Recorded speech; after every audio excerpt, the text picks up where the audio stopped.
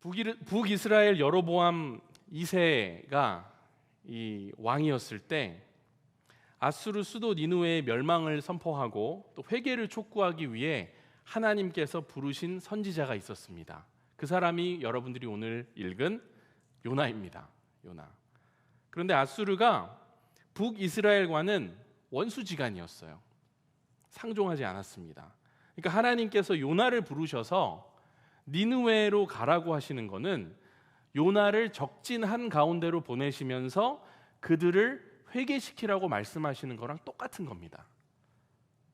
요나 입장에서는 아수르 백성들이 자신들의 악독 때문에 그냥 하나님의 벌을 받고 회개하지 않고 이 땅에서 소멸됐으면 좋겠는데, 다른 곳 많잖아요. 전도할 곳 많고 정말 그 땅은 밟기가 싫은데 하나님께서는 굳이 거기로 가라고 말씀을 하시는 거예요. 그래서 어떻게 합니까? 3절을 보니까 요나가 여호와의 얼굴을 피하려고 일어나 다시스로 도망하려 하여 어디로 갑니까? 욥바로 내려가서 다시스로 가는 배를 탔다고 나옵니다. 니느웨가 있는 동쪽으로 가라고 하셨는데 서쪽에 있는 욥바로 가서 배를 타는 거예요. 다시스로 가는 배를 반대 방향으로 가는 겁니다. 여러분, 왜 그랬을까요? 아무리 하나님 말씀이 마음에 안 들었어도 하나님이 부르신 선지자잖아요. 근데 굳이 이렇게까지 방향을 반대 방향으로 가면서 반항해야 했을까? 저는 이 부분을 한참 생각을 했습니다.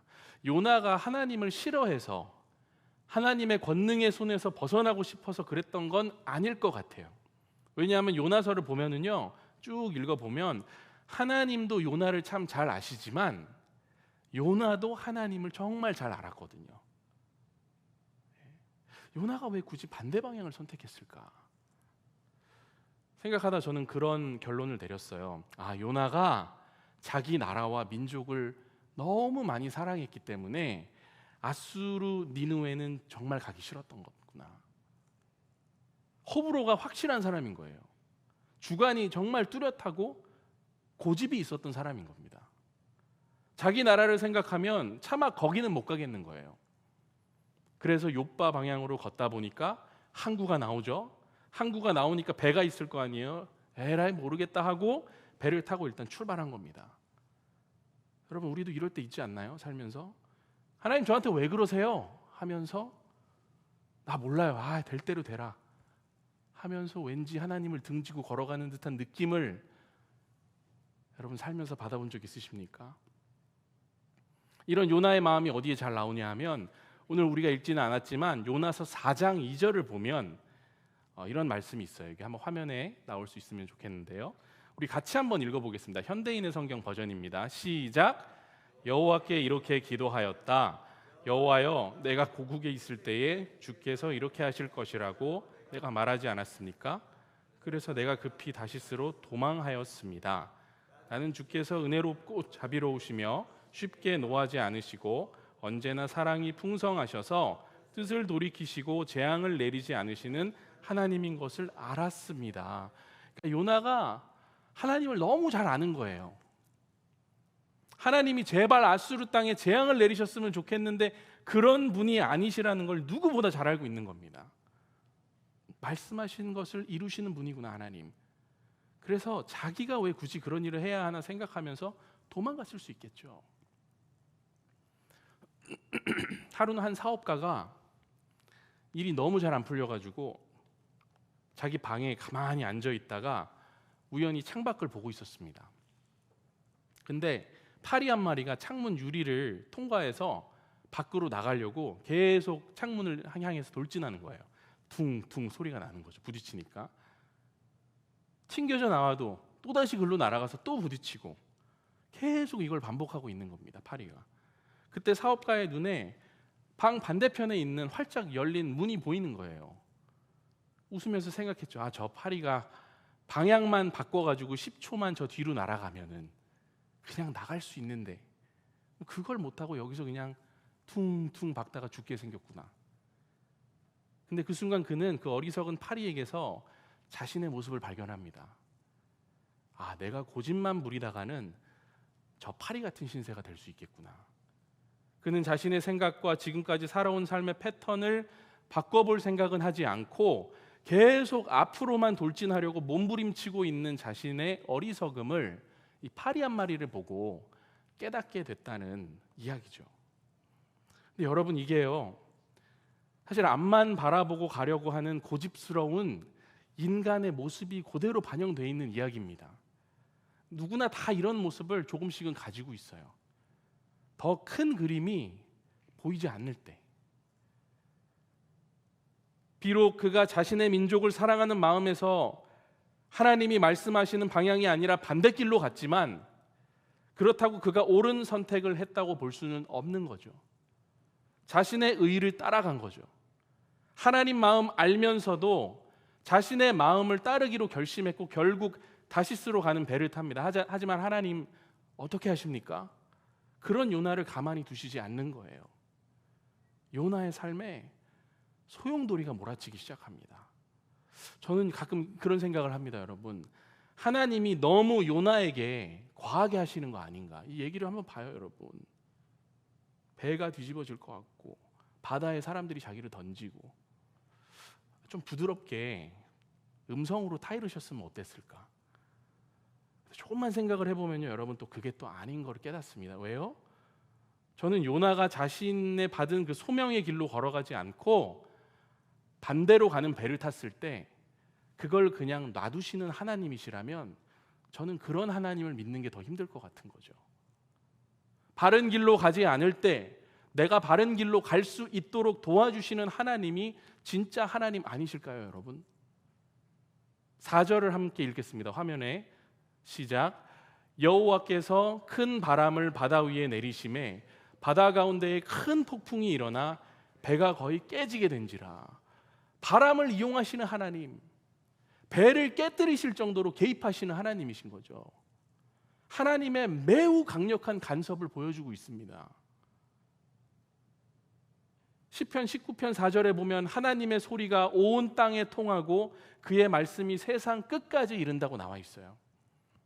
자연 현상까지 동원하여 요나의 길을 막으시고 순종하도록 하시는 하나님, 저는 이 장면이 그 어떤 장면보다 은혜롭다고 생각합니다. 확실하게 보여주시잖아요. 신앙생활 하면서 때로는 여러분 우리가 원하는 게 이런 거 아닌가요? 하나님 확실하게 보여주세요. 여기 하나님께서 확실하게 말씀하시는 거예요, 여러분. 요나 그건 아니다. 저를 한번 여러분 따라해 보실까요? 바른 길로 가도록 간섭하시는 하나님, 이 하나님을 우리가 오늘 요나서에서 만나는 겁니다. 여러분과 저의 인생길에서 때때로 이처럼 길을 우리가 찾지 못하고 있을 때 하나님께서 이렇게 간섭하시는 역사가 있기를 기도합니다. 이제 바다 한가운데서 다들 폭풍이 치니까 막 떨고 있죠, 지금. 5절을 보니까 사공들이 두려워해서 자기의 신을 막 부른다고 나와요. 또 배를 가볍게 하려고 어떻게 합니까? 막 물건을 이제 바다에 집어 던지기 시작합니다. 여기서 각각 자기의 신을 불렀다고 나오는데 이건 무슨 얘기냐 하면 그 당시 문화가 여러 신들을 섬기는 문화라는 걸 보여주는 거예요. 이 사람들은 유일신 사상을 가진 사람들이 아니라 다신 숭배 사상을 갖고 있는 사람들입니다.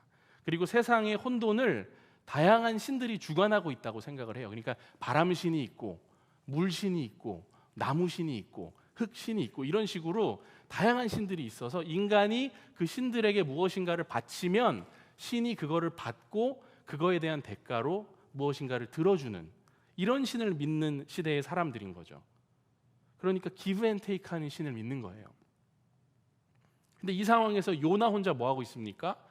저 밑에 지하실 들어가 가지고 자고 있어요, 지금. 왜 그랬을까? 지금 요나가 도망치는 신세잖아요.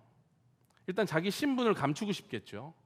숨어 있고 싶은 겁니다. 그래서 제일 아래 칸에 가가지고 웅크리고 숨어 있다가 잠이 든 것 같아요. 근데 선장이 잠자고 있으니까 찾아내가지고 뭐라고 합니까? 6절 자는 자여 어찌함이냐 일어나서 네 하나님께 구해라. 혹시 하나님이 우리를 생각하사 망하지 아니하게 하시리라 하니라. 다들 자기 신에게 중언부언하면서 기도하고 있는데 요나만 기도를 안 하니까 빨리 하라는 거예요. 근데 요나는 알고 있죠. 지금 이게 기도를 한다고 해서 해결된 문제라기보다는 자기가 하나님이 원하시는 길로 가야지만 해결될 문제라는 걸 딱 눈치를 챈 거예요. 지금 저는 이 장면에서 우리가 정말 중요한 진리를 하나 배운다고 생각합니다. 그게 뭐냐면 우리가 신앙생활을 하면서 많은 경우 문제의 포인트를, 문제의 초점을 기도에다 갖다가 맞춰요. 아, 그거 기도해야 됩니다. 아, 그거 기도해야지. 기도합시다. 근데 여러분, 때로는 하나님께서 우리에게 원하시는 건 중언부언하면서 발버둥 치면서 기도하는 것보다 이미 우리가 알고 있는 거를 바르게 실천하기를 원하실 때가 있다는 거예요. 인생의 폭풍우가 몰아칠 때 어쩌면 그거에 대한 해결책은 행동을 바꾸는 게 될 수도 있다고요. 생각해 보세요, 여러분. 지금 하나님께서 요나에게 원하시는 게 뭘까? 기꺼이 하나님의 부르심에 순종하는 거잖아요. 그걸 안 하고 있으니까 배가 뒤집힐 지경이 이른 거 아니겠습니까? 하나님의 뜻을 모를 때는 기도해야죠. 근데 하나님이 뜻을 보여주셨으면 어떻게 해야 돼요? 그때는 가야죠. 선장이 시키니까 다 기도합니다. 파도는 가라앉을 생각을 안 해요. 점점 더 배는 위태로워져 가고 부서지기 시작합니다. 상황이 긴박해지죠. 이제 조금 있으면 죽을 것 같아요. 그럴 때 이 사람들이 생각해낸다고 하는 게 뭐예요? 제비를 뽑읍시다. 이런 얘기를 하는 거예요. 제비를 뽑았더니 누가 나와요? 요나가 나옵니다. 이런 상황에서 제비를 뽑는 장면이 참 저는 흥미롭기도 하지만 저는 상상해 봤어요. 요나가 자기 이름이 제비에 탁 나오는 순간 뭐라고 생각했을까? 이러지 않았을까요? 아, 하나님, 알겠습니다. 이 정말 됐어요. 이제 갈게요. 이렇게 하지 않았을까요, 여러분? 사람들이 요나에게 질문합니다. 너가 나왔는데 당신이 도대체 누구이길래? 너 어디서 왔고 나라가 어디며 어느 민족에 속하였길래 이런 일이 지금 우리 배에 벌어지는 겁니까? 요나는 지금 다 귀찮아요. 대답을 딱 한마디만 합니다. 9절. 나는 히브리 사람이요 바다와 육지를 지으신 하늘의 하나님 여호와를 경외하는 자로다. 이건 그 당시 바알 신을 섬기던 사람들이 사용하던 하늘의 바알이라는 표현과 비교되는 선포예요. 그러니까 바알한테 기도하고 있었던 사람들은 기도하다가 움찔하는 거예요. 지금 또 요나는 여기서 무엇을 얘기하는 겁니까? 바다와 육지를 지으신 하나님을 믿는다고 말하는데 곧 지금 바다가 날뛰는 이 문제를 해결할 분이 하나님 한 분밖에 없다는 확신을 갖고 얘기하는 거예요. 그러고는 이 모든 일이 자기가 하나님으로부터 도망하려고 했기 때문에 벌어지는 것이다 라고 솔직하게 얘기합니다. 사람들한테. 그랬더니 사람들이 또 막 와서 물어요. 그럼 우리가 어떻게 해야 되냐? 너의 신에게 우리가 무엇을 바쳐야 되느냐? 12절에 요나가 대답하죠. 나를 들어 바다에 던져라. 그리하면 바다가 너희를 위하여 잔잔하리라. 너희가 이 큰 폭풍을 만난 게 나 때문인 줄을 내가 아노라. 이 배에서 문제가 있다면 말 안 듣는 선지자 하나밖에 없으니까 나를 던지라는 거예요. 나를 죽이라는 거죠. 뻔하잖아요, 여러분. 배가 깨질 정도의 파도가 치고 있는데 사람을 걷다 던지면 어떻게 돼요? 죽는 거잖아요. 그러니까 나 죽이라는 거예요, 지금. 선원들은 말도 안 된다고 아우성을 치면서 계속 뭔가 해보려고 하지만 육지로 갈 수가 없어요, 배가 지금. 그러니까 나중에는 어떻게 해요? 이렇게 할 수밖에 없는 우리를 용서하소서 하면서 요나를 던져요. 던지자마자 어떻게 됩니까? 바다가 잠잠해지는 거예요.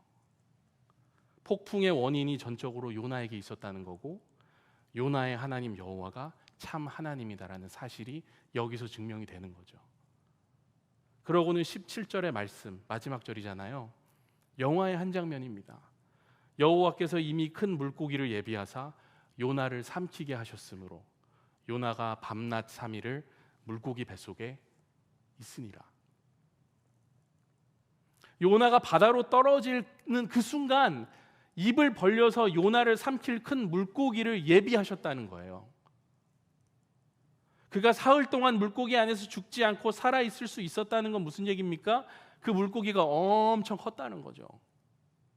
근데 여러분, 중요한 건 물고기 사이즈가 아니에요. 요즘에 이거를 읽고 이 물고기는 아마도 이 고래였을 거다 하면서 실제로 지구상에서 존재하는 가장 큰 고래였을 거다라고 막 과학적으로 증명하려고 하는 사람들이 있는데, 이거는 그렇게 증명하려고 하는 본문이 아니죠.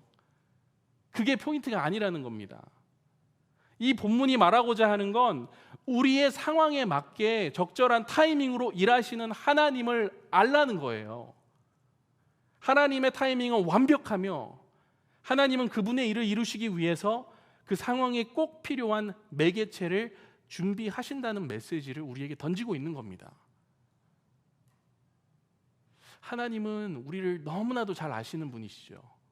그래서 우리 각각의 성격과 신앙 색깔에 맞는 은혜의 도구를 사용하시고 그분이 일하실 때 우리가 잘 이해가 되지는 않아도 언제나 하나님의 타이밍은 완벽하다는 것을 우리가 믿을 수 있으면 좋겠습니다. 여러분, 설교를 준비하는데 계속 이 찬양이 제 귀에 맴도는 거예요. 하나님은 너를 지키시는 분, 너를 절대 포기하지 않으며, 하나님은 너를 지키시는 분, 너를 쉬지 않고 지켜보신단다. 그의 생각 셀 수 없고 그의 자비 무궁하며 그의 성실 날마다 새롭고 그의 사랑 끝이 없단다. 여러분, 이런 하나님이신데 우리가 어떻게 섭리라는 단어를 놔두고 우연이라는 단어를 사용하냐고요. 우연의 일치로 운수 좋게 살아가는 사람들은 그리스도인들이 아니죠. 하나님의 섭리와 은혜와 사랑과 그분의 완벽하심과 온전하심이 있기에 하루하루를 그분께 의지하면서 또 누리면서 살아가는 존재들이 우리죠.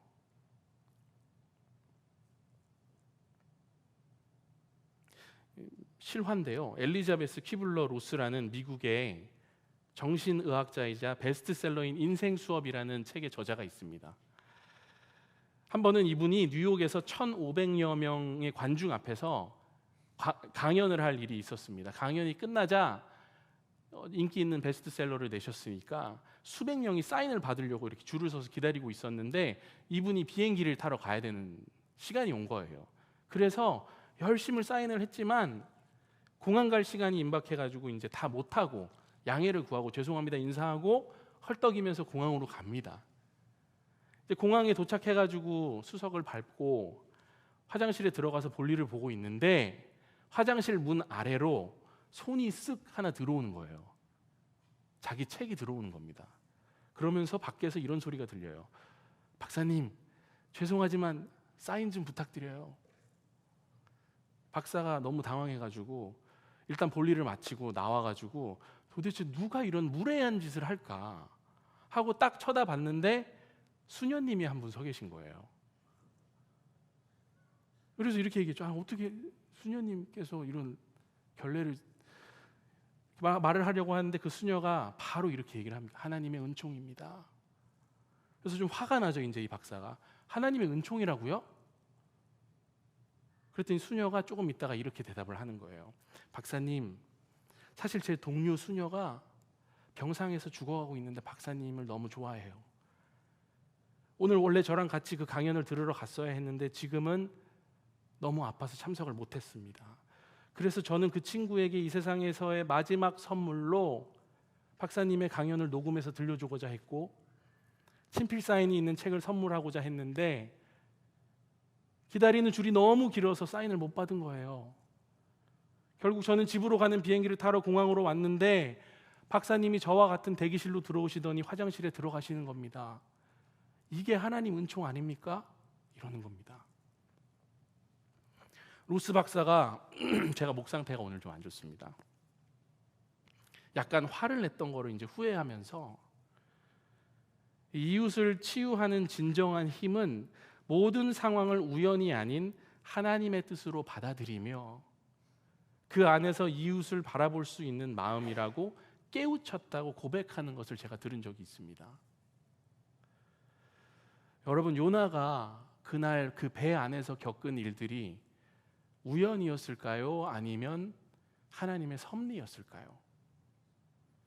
그날따라 바다가 그냥 거칠었던 것일까요? 아니면 하나님이 바다를 움직이신 걸까요? 교회에 와서는 섭리죠, 목사님 하고, 정작 세상에서는 우연의 일치? 하고 대답하는 여러분과 제가 아닐까요? 혹시 요나의 지금 이런 모습이 여러분 우스꽝스럽다고 생각하시는지요?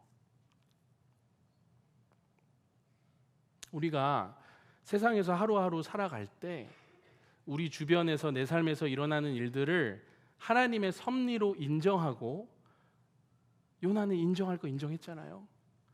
바다를 움직이시는 하나님의 손, 그 한가운데로 자신의 몸을 던지는 게 여러분 우스꽝스러운 일입니까? 아무나 저는 이렇게 할 수 없는 것 같습니다.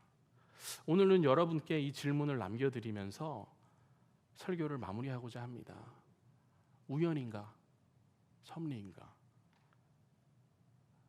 말씀을 마치면서 4가지 정도의 포인트로 제가 정리를 해봤는데, 첫째, 하나님은 바른 길로 우리를 인도하시려고 간섭하십니다.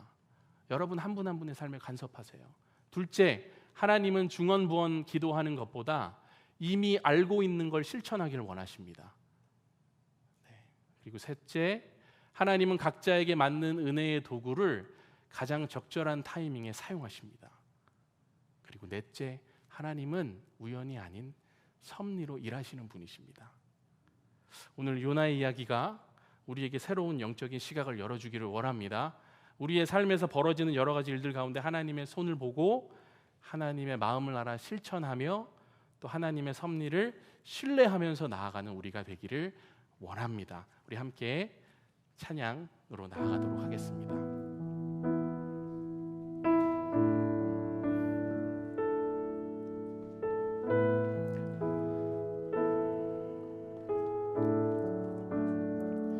누가복음 15장 7절에 이런 말씀이 있습니다. 여러분 한번 들어보세요.